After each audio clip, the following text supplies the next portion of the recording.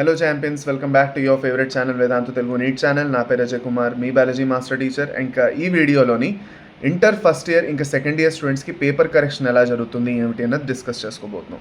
చాలా important video అవబోతుంది. So end వరకు చూడండి, స్కిప్ చేయకండి. చిన్నగానే ఉంటుంది, అనవసరంగా లాంగ్గా ఏమి ఉండదు మీకు.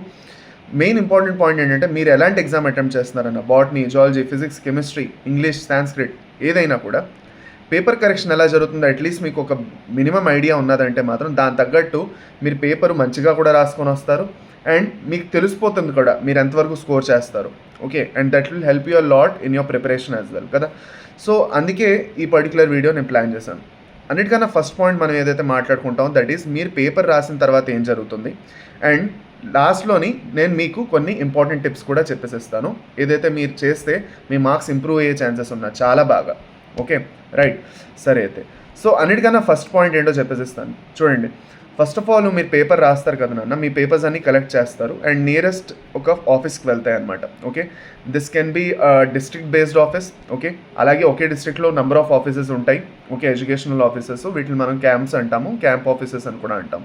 మీరందరూ వినే ఉంటారు దీని గురించి. ఓకే, ఇప్పుడు ఈ క్యాంప్ ఆఫీసెస్కి వెళ్ళిన తర్వాత బండల్స్లో వెళ్తాయి. మీరు ఎప్పుడైతే రాస్తారో అక్కడ మీ దగ్గర నుంచి తీసుకుంటారు కదా. ఓకే, బండల్స్లో వేస్తారు, బండల్స్లో తీసుకెళ్తారు. ఓకే, అక్కడికి వెళ్ళిన తర్వాత ఫస్ట్ దాన్ని డైరెక్ట్గా కరెక్షన్కి ఏం తీసుకెళ్ళరు. కొన్ని రోజులు ఫస్ట్ దాన్ని అక్కడ తీసుకెళ్ళి ప్లేస్ చేయడం జరుగుతుంది. ముందు ఎగ్జామ్స్ అన్నీ అయిపోవాలి కదా, కరెక్ట్. సో ఎగ్జామ్స్ అన్నీ అయిపోయిన తర్వాత అప్పుడు 1 by 1 ఓకే జూనియర్ ఇంకా సీనియర్ లెక్చరర్స్ని పిలవడం స్టార్ట్ చేస్తారు. Whether botany, zoology, physics, chemistry, English, Sanskrit అన్నిటి కోసం పిలవడం స్టార్ట్ చేస్తారు. వాళ్ళకి డ్యూటీలు పడతాయి అన్నమాట. ఇది గవర్నమెంటే వాళ్ళకి డ్యూటీలు వేస్తుంది. ఎగ్జాక్ట్గా ఈ సెంటర్కి మీరు పొద్దున్న వెళ్ళాలి, ఈవినింగ్ వరకు ఇంత చేసుకొని రావాలి అనేసి. ఓకే, సో ఇప్పుడు ఇక్కడ మీకు ఈ సెంటర్ ఏదైతే ఉన్నదో, ఎక్కడైతే మీకు యాక్చువల్గా వీళ్ళది కరెక్షన్స్ జరుగుతాయో, ఓకే ఈ సెంటర్లోని వాళ్ళకి యాక్చువల్గాను అరేంజ్మెంట్స్ అవి చేస్తారు. ఓకే, వాళ్ళు వెళ్ళి కూర్చొని పేపర్ కరెక్షన్ చేయడానికి. యాడెడ్ టు దాట్ అక్కడ కొన్ని ఇంపార్టెంట్ చీఫ్ ఎగ్జామినర్స్ వాళ్ళు ఉంటారనమాట. చీఫ్ ఎగ్జామినరు, అసిస్టెంట్ ఎగ్జామినర్స్, స్క్రూటినైజర్స్ వాళ్ళందరూ ఉంటారు. వేరే లెవెల్స్లో మీకు యాక్చువల్గాను కరెక్షన్స్ జరుగుతాయి. ఒకే ఒక్క లెక్చరర్ ఎవరో మీకు కరెక్షన్ చేసేసి వెళ్ళిపోతే అవే మార్క్స్ మీకు ఏం పడిపోవు. 2 to 3 లెవెల్స్లో కరెక్షన్స్ జరిగి సో ఫైనల్గాను మీకు మార్క్స్ వేయడం జరుగుతుంది. సో అందుకే ఒక పర్టికులర్ లెక్చరర్ మీకు కొంచెం తక్కువ మార్క్స్ వేసినా, ఓకే మీరు ఫర్ సపోజ్ లెటర్సే మీ పాసింగ్ మార్క్స్ లెటర్సే 21 మార్క్స్ ఉన్నాయి అనుకున్నాం. సో 21 మార్క్స్ మీ కరెక్షన్ ఉన్నది అంటే మీరు పాస్ అవుతారు అంటే మీకు ఒక 17 మార్క్స్ లేదంటే 19 మార్క్స్ వరకు వచ్చాయి అనుకోండి. ఒక 3-4 మార్కులు ఇటు అటు చూసుకోకుండా కుదిరితే మీకు వేసేస్తారు వాళ్ళు. ఓకే, సో అందరూ మిమ్మల్ని పాస్ చేయడానికి ఇంకా ప్రయత్నిస్తారు, కానీ అలాగ ఫెయిల్ చేద్దామని ఎవరు అక్కడికి రారు. This is the first important point you should remember. Okay, second important point ఏంటి అంటే ఇప్పుడు మీకు ఈ ఎవరైతే నేను చెప్పానో చీఫ్ ఎగ్జామినర్స్, అసిస్టెంట్ ఎగ్జామినర్స్ మరియు స్క్రూటినైజర్స్ ఎవరైతే అందరూ ఉన్నారో, ఓకే వీళ్ళందరూ యాక్చువల్గాను మీకు లాస్ట్లో చూస్తారు. ఫస్ట్ లెక్చరర్సే చేస్తారు. ఇప్పుడు లెక్చరర్స్కి ఒక కీ ఇస్తారు. ఓకే, ఈ కీ మీకు యాక్చువల్గాను చూసుకున్నట్లయితే నార్మల్ ఎగ్జామ్ కీలా ఉండదు. ఓకే, అంటే నార్మల్ ఎగ్జామ్ యూనిట్ టెస్ట్లు మిగతా అంటే జస్ట్ నార్మల్గా చూసి మైండ్లో వాళ్ళకి ఆన్సర్ తెలిసి ఉంటుంది, దాని తగ్గట్టు కరెక్షన్ చేసేయచ్చు. కానీ ఇక్కడ అలా కాదు, ఆ కీ పక్కగా ఫాలో అవ్వాలి, వాళ్ళు గట్టిగా ఫాలో అవ్వాలి. ఎందుకంటే ఆ కీలో చెప్పేసి ఇవ్వడం జరుగుతుంది. Whether 2 marks questions, 4 marks questions, 8 marks question అవనండి, దీనికి కరెక్షన్ ఎలా చేయాలి, మార్క్స్ ఎలా వేయాలి. మీరు ఎంతో అంత సంథింగ్ రాస్తారు కంటెంట్ కదా. ఇప్పుడు ఫర్ సపోజ్ ఒక 8 మార్క్స్ క్వశ్చన్ మీకు వచ్చింది అంటే దాదాపు ఒక 8 మార్క్స్ క్వశ్చన్ ఎంత రాయాలి మీరు? ఒక కంప్లీట్ పేజ్ ఫుల్ రాయాలా? కాదు, 2 పేజీలు రాయాలి ఫుల్. అంటే ఫ్రంట్ అండ్ బ్యాక్ అయినా అవనండి, రెండు పక్కన పేజీలైనా అవనండి, 2 పేజీలు రాయాలి ఫుల్. ఒక పేజ్లో మీరు డయాగ్రామ్ వేస్తారు, ఇంకొక పేజ్లో ఆన్సర్ కంప్లీట్ చేస్తారు. లేదంటే ఫిజిక్స్లో అయితే ఫార్ములాస్ అవన్నీ ఉంటాయి, సాల్వ్ చేస్తారు క్వశ్చన్, అవన్నీ ఉంటాయి, మీకు తెలుసు అది. ఓకే, సో బేసిక్గా ఏంటంటే బాటనీ, జువాలజీకి అయితే మీరు పేపర్ ఇది రెండు షీట్లు ఉండాలి, డయాగ్రామ్ ఉండాలి, కంటెంట్ ఉండాలి, మీకు తెలుసు అది. ఓకే, ఇప్పుడు ఒక్కొక్క దానికి మార్క్స్ డిస్ట్రిబ్యూషన్ కూడా నేను మీకు ప్రతిసారి చెప్పేసిస్తాను. నా సెషన్కి వచ్చినప్పుడు డయాగ్రామ్కి 3 మార్కుల నుంచి 4 మార్కులు ఉంటాయి, లేబులింగ్ 1 మార్క్ ఉంటుంది అందులోని, మిగతా కంటెంట్కి మీకు 4 మార్కులు పడతాయని చెప్తాను.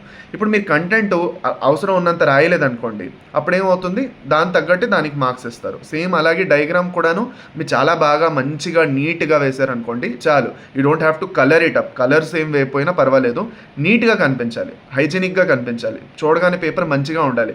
గజిబిజిలా ఉంటే ఆల్రెడీ వాళ్ళు చిరాకుగా ఉంటారు కాబట్టి మీకు మార్క్స్ అంత బాగా పడకపోవచ్చు. సో అందుకే పేపర్ ప్రెజెంటేషన్ ఇంపార్టెంట్. పేపర్ నీట్గా పెట్టండి. ఏ సెక్షన్ నుంచి స్టార్ట్ చేస్తున్నారు అన్నది మనకి ఇంపార్టెంట్ కాదు. మీరు ఏ సెక్షన్ నుంచి స్టార్ట్ చేసినా ఆ సెక్షన్ అప్పుడే కంప్లీట్ చేయడం చూడండి, అంతే, ఇంకేమీ లేదు. ఓకే, సెక్షన్ బి స్టార్ట్ చేస్తున్నారా 4 మార్క్స్, అదే ఫస్ట్ కంప్లీట్ చేసుకోండి. సి స్టార్ట్ చేస్తున్నారా, అదే ఫస్ట్ కంప్లీట్ చేయండి. టైం తీసుకొని అది. సో ఆ పర్టికులర్ సీక్వెన్స్ ఫాలో అవ్వండి. అండ్ క్వశ్చన్ నెంబరు చాలా కరెక్ట్గా వేయాలి. మీరు క్వశ్చన్ నెంబర్ రాంగ్ వేసి ఆన్సర్ అంతా కరెక్ట్ రాసిన వాళ్ళు మీకోసం ఏమీ చేయలేరు, 0 మార్క్స్ పడిపోతాయి అక్కడ. ఎందుకంటే వాళ్ళు కీని స్ట్రిక్ట్గా ఫాలో అవ్వాలి. కీలో ఏదైతే ఆన్సర్ ఇచ్చారో ఆ క్వశ్చన్కి అదే ఎగ్జాక్ట్ ఆన్సర్ పడితేనే వాళ్ళ మార్కులు వేయాలి, లేదా వేయలేరు వాళ్ళు. సో అందుకే క్వశ్చన్ నెంబర్ ఎప్పుడు కరెక్ట్గా రాయాలి. క్వశ్చన్ నెంబర్ 1కి ఆన్సర్ అంటే 1 అనే రాయాలి, 2కి ఆన్సర్ అంటే 2 అనే రాయాలి. ఎగ్జాక్ట్గా చూసుకోండి, అది మాత్రం మీరు కనీసం చేయాలి. ఇది చాలా చాలా ఇంపార్టెంట్ పాయింట్. ఓకే, సో ఇప్పుడు మీరు ఇదంతా క్లియర్గా రాస్తారు. ఓకే, 1 by 1 అన్నీ ఫాలో అవుతారని చెప్పేసాను, అయిపోయింది. రైట్, ఇప్పుడు మీకు మార్క్స్ ఎలా వేస్తారు అంటే, ఓకే సార్ లెటస్ సే మీరు ఫుల్ ఆన్సర్ కరెక్ట్గా రాస్తారా, సాలిడ్గా రాస్తారంటే ఫుల్ అవుట్ ఆఫ్ ఫుల్ వేసేస్తారు, వాళ్ళు ఉంచుకోరు. అది కాకుండా మీకేమనిపిస్తుంది, నేను రాసిన ఆన్సర్కి మొత్తం ఒకసారి చదువుతారేమో అని మీకు అనిపిస్తుందేమో. దట్ ఈస్ నాట్ ట్రూ నాన్న. మీరు రాస్తున్నది వాళ్ళు ఏమీ చూడరు, వాళ్ళ దగ్గర అంత టైం లేదు, అంటే లైన్ బై లైన్ చూడడానికి టైం లేదు. మీరు రాసినప్పుడు హెడ్డింగ్స్ ఎంత బాగా రాస్తున్నారో మ్యాటర్ చేస్తుంది. Let's say parts of the embryo sac అని రాస్తారు. ఓకే, సో మెయిన్గా 3 ఉంటాయి. ఒకటి ఎగ్ అపారాటస్, ఇంకోటి మనకి యాంటీపోడల్ సెల్స్, మూడోది మనకి ఇంకోటి ఏమొస్తుంది central cell with polar nuclei. So మనకి ఆ హెడ్డింగ్స్ చాలా బాగా రాయాలి. మీరు రాసి డయాగ్రామ్ వేసినప్పుడు లేబులింగ్ బాగా చేస్తారంటే బేసిక్ నాలెడ్జ్ అయితే ఉన్నది కుర్రాడికి, లేదంటే అమ్మాయికి బేసిక్ నాలెడ్జ్ ఉందని మీకు మార్క్స్ వేసేస్తారు వెంటనే. ఓకే, పెద్దగా చూడరు. అయితే మీరు కంటెంట్ ఇంకా డీటెయిల్డ్గా మంచిగా రాసి ఒక పేజ్ అంతా పూర్తిగా క్లియర్గా పాయింట్ వైజ్గా మీరు రాస్తారనుకోండి, they will be more impressed. And 8 out of 8 అక్కడ ఎలాగో పడుతుంది. కొంచెం కంటెంట్ తక్కువ ఉన్నది అని అనిపిస్తే దాని తగ్గట్టు కొంచెం మార్క్స్ తగ్గుతాయి. సో వాళ్ళకి అక్కడ కీలో క్లియర్గా ఉంటుంది, ఇంత రాస్తే నువ్వు ఇన్ని మార్కులు వేయాలి అనేసి. అదే వాళ్ళు స్ట్రిక్ట్గా ఫాలో అవుతారు. అయితే ఇప్పుడు కరెక్షన్ అంతా చేసేస్తున్నారు అనుకోండి. ఇప్పుడు మీకు ఇంకొక డౌట్ ఏమొస్తుంది అంటే, సార్ నేను అంతా బాగానే రాసాను అయినా కూడా నేను ఫెయిల్ అయిపోవడానికి ఛాన్సెస్ ఏమైనా ఉందా, లేదంటే మార్క్స్ ఎంత పడతాయో నాకు తెలియట్లేదు అంటారు.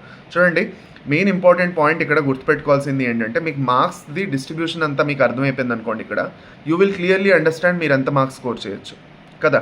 అండ్ ఇంకొక ఇంపార్టెంట్ పాయింట్ ఏంటంటే, ఫెయిల్ చేయడానికి మిమ్మల్ని వాళ్ళు కూర్చోరు. This is very very important to remember. చూడండి, ఇప్పుడు ఫస్ట్ సపోజ్ లెక్చరర్ కానీ లెటస్ సే వాళ్ళు దాదాపు రోజు ఆలోచించుకోండి 30 పేపర్లు కరెక్షన్ చేయాలి. 30 పేపర్లే కదా, పొద్దున్నుంచి మధ్యాహ్నం 15, మధ్యాహ్నం నుంచి సాయంత్రం 15 పేపర్లకి ఎంతసేపు పట్టేస్తుంది సార్ అంటారు. లేదు, వాళ్ళు కీ ఫాలో అవ్వాలి. అది కాకుండా మోస్ట్ ఇంపార్టెంట్ పాయింట్, మీరు ఎప్పుడైతే ఎగ్జామ్ రాస్తారో చూస్తారు, మీ ఓఎంఆర్ షీట్ ఒకటి ఫిల్ చేస్తారు. ఆ ఓఎంఆర్ షీట్ ఏదైతే ఫిల్ చేస్తారో, ఓకే, ఆ ఓఎంఆర్ షీట్లో మీరు చూస్తారు, మీరు అన్నీ బబ్లింగ్ చేసి వెళ్తారా. ఇప్పుడు మీ ఓఎంఆర్ షీట్ది నెంబర్ ఏదైతే ఉన్నదో అది చూసి మీ ఆన్సర్ షీట్ నెంబర్ అది కూడా వాళ్ళు బబుల్ చేయాలి. సో దానికి చాలా టైం పట్టేస్తుంది వాళ్ళకి. వాళ్ళు కరెక్ట్గా బబ్లింగ్ చేయలేదా ప్రాబ్లం అయిపోతుంది. మీ మార్క్స్ ఇంకోళ్ళకి పడతాయి, ఇంకోళ్ళ మార్క్స్ మీకు పడతాయి, అవునా కాదా. సో అది చాలా కేర్ఫుల్గా చేయాలి. అందుకే స్క్రూటనైజర్స్ కూడా ఉంటారు, వాళ్ళు కూడా చాలా కేర్ఫుల్గా అన్నీ చెక్ చేస్తారు ఒకసారి సరిగ్గా ఎంట్రీ అది జరిగిందా లేదా అని. ఇవన్నీ చాలా ఓకే పద్ధతిగా జరుగుతుంది, ఇష్టం వచ్చినట్టు ఏమీ జరగదు. అండ్ అందుకే మీకు టైం పడుతుంది కూడా రిజల్ట్స్ రావడానికి. ఓకేనా, రైట్. సో ఇక్కడ వరకు ఈ పాయింట్ అయితే వి అండర్స్టూడ్, క్లియర్, అర్థమైపోయింది మనకి కదా. Okay, so now there is sitting there to fail. నేను మీకు చెప్పినట్టు ఎవరు మిమ్మల్ని ఫెయిల్ చేయడానికి కూర్చోట్లేదు. ఓకే, సో అందుకే మీరు చేయాల్సింది ఒకే ఒక పాయింట్ ఏంటి అంటే, మీరు ఎంత కుదిరితే అంత రిలవెంట్ పాయింట్ రాయండి. లెటర్స్ మీకు ఒక క్వశ్చన్కి ఆన్సర్ రావట్లేదు, గుర్తు రావట్లేదు, అట్లీస్ట్ ఆ క్వశ్చన్నే రిపీట్ చేయండి ఇంకొకసారి చేసి. ఫిల్ ఇన్ ద బ్లాంక్ లాంటిది ఉందనుకోండి, రిపీట్ చేసి ఫిల్ ఇన్ ద బ్లాంక్ రాయకుండా వదలండి. పోనీ ఏం చేస్తాం మరి, గుర్తు రావట్లేదు, మైనస్ మార్కింగ్లే ఉండవు. కానీ మీకు మార్క్స్ పడాలి, పాస్ అవ్వాలంటే మీరు ఏదో రాసి ఉండాలి. బ్లాంక్గా షీట్ వదిలేసి వచ్చారు, బ్లాంక్గా వదిలేసి వచ్చారు అంటే మార్క్స్ ఎక్కడి నుంచి చేస్తారు మీకు వాళ్ళు. సో వాళ్ళు కూడా ఏమంటారంటే, నేను మీకు ఎక్కడో కొంత మార్క్స్ యాడ్ చేసి మిమ్మల్ని పాస్ చేయాలంటే మీరు కూడా ఏదో ఒకటి రాసి రావాలి. ఒకే ఆన్సర్ని 2సార్లు రిపీట్ చేయడం, ఓకే, ఒకసారి ఫస్ట్ స్టార్టింగ్లో రాయడం, లాస్ట్లో వెళ్ళి కొంచెం రాయడం, అలాంటి చిన్న చిన్న ట్రిక్స్ మీరు కావాలంటే ఫాలో అవ్వచ్చు, రిపీట్ చేయొచ్చు. ఓకే, నౌ ఇంకొక ఇంపార్టెంట్ పాయింట్ ఏంటంటే, ఇది ఒక చీట్ కోడ్లా కూడా మీరు తీసుకోవచ్చు. దట్ ఈస్, లెటస్ సే మీరు ఒక ఆన్సర్ రాస్తారు and you are not satisfied with that answer. మీకు అనిపిస్తుంది ఆ ఆన్సర్తో నేను సాటిస్ఫైడ్గా లేను అనేసి. స్టార్టింగ్లో 2 మార్క్స్ క్వశ్చన్లో రాసేసారు, లాస్ట్లో అదే క్వశ్చన్ని పెట్టి మళ్ళీ రాయొచ్చు. వాళ్ళకి ఈ పర్టికులర్ ఆన్సర్ నచ్చక అది నచ్చిందంటే వాళ్ళు దానికి మార్కులు ఇవ్వాలి. ఎందుకంటే వాళ్ళకి స్ట్రిక్ట్గా ఇవ్వడం జరుగుతుంది కీలో. పిల్లాడు లేదంటే పిల్ల మీకు కరెక్ట్గా రాసిందంటే ఆన్సరు, అది ఎక్కడున్నా మీరు వెతికి వాళ్ళకి మార్క్స్ ఇవ్వాలి మీరు, అది మీ రెస్పాన్సిబిలిటీ. అది మేము చెప్తారు వాళ్ళకి. సో మీరు ఒక ఆన్సర్ని 2 సార్లు రిపీట్ చేయొచ్చు, కానీ ఒకేసారి దానికి ఆన్సర్లు మార్క్స్ పడతాయి. సో మీకు అనిపిస్తుంది అనుకోండి నేను బెటర్గా రాసాను అనేసి, రాయండి. అది కాకుండా ఆప్షన్స్ ఉన్న క్వశ్చన్స్ మీకు రాయాలంటే అవి కూడా రాయండి, కానీ ఎక్స్ట్రా మార్కులు ఏం రావు. ఫర్ సపోజు ఏదైతే ఆప్షన్లు రాశారో అది మీకు బెటర్ మార్క్స్ పడిపోతున్నాయి అనుకోండి, దాని మీద ఇంకొక క్వశ్చన్ని కన్సిడర్ చేయకుండా దానికి కన్సిడర్ చేసేస్తారు. So that is how the whole correction is done. And the sole responsibility మనకు వచ్చేసి చీఫ్ ఎగ్జామినర్ ఇంకా అసిస్టెంట్ ఎగ్జామినర్స్ మీద పడుతుంది. అసిస్టెంట్ ఎగ్జామినర్ కూడా మిమ్మల్ని పాస్ చేయకపోతే చీఫ్ ఎగ్జామినర్ కూడా మీకు పాస్ చేసే ఛాన్సెస్ ఉంటాయి. సో మీరెంత అవకాశాలు చేసేసిస్తున్నారు వాళ్ళకి మిమ్మల్ని పాస్ చేయడానికి, that is what really matters. లేదు 60/60 నేను పక్కాగా స్కోర్ వస్తానంటే ఇంకేంటి నాన్న, సెషన్స్ అటెండ్ అవ్వండి, నేను రెగ్యులర్గా తీసుకుంటున్నాను మీకు. Okay, botany, zoology, physics, chemistry, English ఇంకా సాంస్క్రిట్ కూడా నడవబోతుంది ఛానల్లో. ఇంకా అవి ఫాలో అయిపోయారంటే మాత్రం ప్రతి సబ్జెక్ట్లో అవుట్ ఆఫ్ అవుట్ అయితే హాయిగా స్కోర్ చేసుకొని వస్తారు. It's not that hard.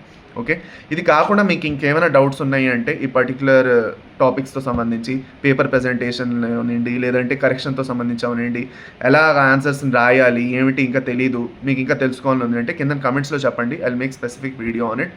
Thank you very much champions. All the best. బాగా చదువుకోండి. Thank you champions.